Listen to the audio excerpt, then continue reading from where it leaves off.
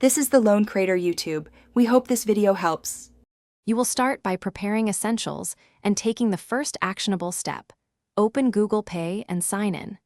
Make sure your mobile number matches the one on your Aadhaar to receive OTPs. This prevents verification delays.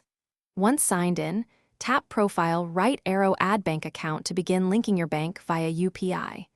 You do this now because UPI setup must precede Aadhaar-backed verification. It creates the payment handle and lets the app request identity confirmation securely.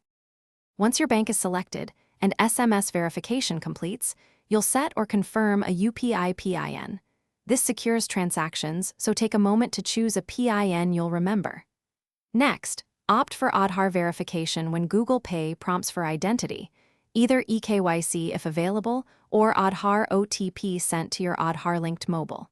When the OTP arrives, enter the 6-digit code. This ties your Aadhaar to the bank account and enables bank-level authentication for payments and wallet features.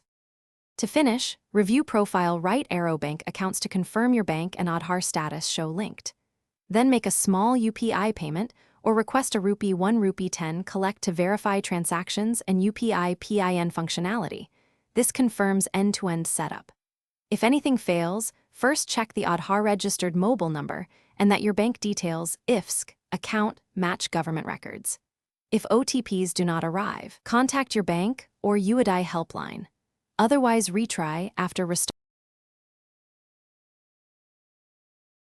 Thanks for watching. Consider subscribing if we helped you.